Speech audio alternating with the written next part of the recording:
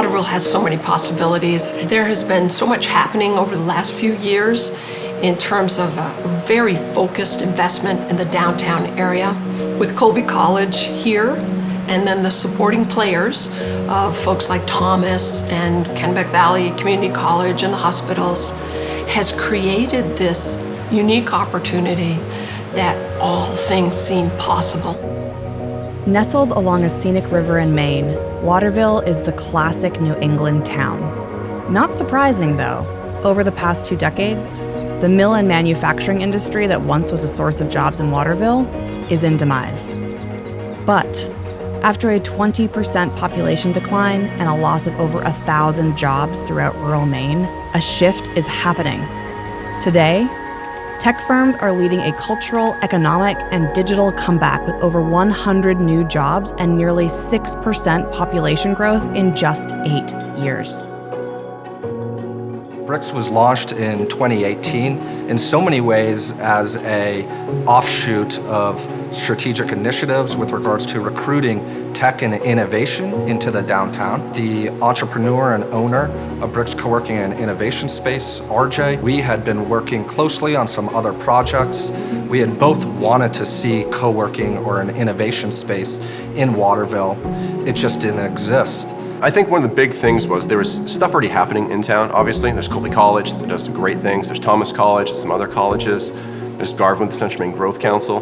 But they're kind of their own silos, right? They all kind of operate on their own. And we really wanted the space to be was that integration point, kind of bringing everybody together, these different demographics, these different companies. And that's where it really started. It was very much a proof of concept, and then us programming and layering in entrepreneurial activities to the point where Bricks Coworking and Innovation Space really hitting its stride, hitting its profitability in under that 3-year mark, and even today where it is today, outgrowing its space and just attracting entrepreneurs, startups, innovators from really all over the world, and now contributing to what we're building, which is a global ecosystem of startup communities where investors and entrepreneurs can kind of live, can create, and hopefully change the way we live.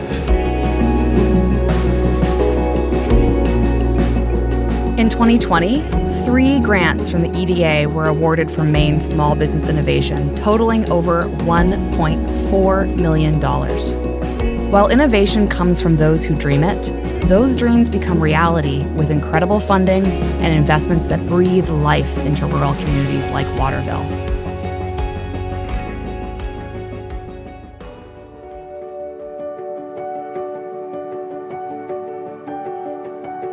When I came to Colby, I knew that I really wanted to explore something outside the classroom. And so when it came to just pursuing my own things and trying to make my own things and learn about the world of building things genuinely, I learned how difficult and vulnerable that process is. To work on something on your own from 0 to 1, to want to create something of your own, to share it to the entire world, is a very scary process. So after talking to a lot of other college students who shared the problem that I had, the Cubby was born because of this issue. And so we decided to create a home, a marketplace, where we can empower these same college student creatives. I'm originally from Boston, Massachusetts, and growing up and going to school there, I've learned that it's a very oversaturated and honestly a very busy and noisy town. And this background noise I talk about is one that might not seem important at first, but it really takes you away from what's really important. And a place like Colby, a place like Waterville, they really focus on the growth and the economic development and really furthering that mission one step at a time.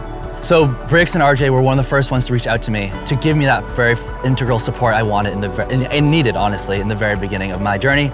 Everyone is trying to further that mission and everyone's on the same page. And so someone like myself as a young entrepreneur, I've been able to receive so much more exposure from that and receive so much more support, levels of support that I would not have received in a larger or more busy or noisy city.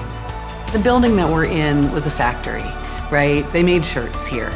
And it was one of many factories in Waterville along, the Kennebec River. And most of those are gone now. They slowly went away, and the same is true in town and city across the state and really across the country. So how do those jobs get replaced? I don't think that a lot of communities are really there yet in figuring out how to replace those kinds of jobs. That's part of what we need to do. Retrain or train people so that they can find something new. I mean, it's anecdotal, but it could potentially be a model for places like this. And that's part of what we want to do with the work that we're doing, is not just to bring more vibrancy and prosperity to this city, but to show people across the country that this can be done in small communities. And it takes partnership, it takes commitment, but it's absolutely possible, and we're showing that it's possible. How do you create jobs in rural places? Turn small businesses into large businesses. With generous funding and a local commitment to revitalize towns that once thrived in traditional industries, places like Waterville, Maine will attract talented entrepreneurs and become an innovative, tech-based economy and a thriving, vibrant community once more.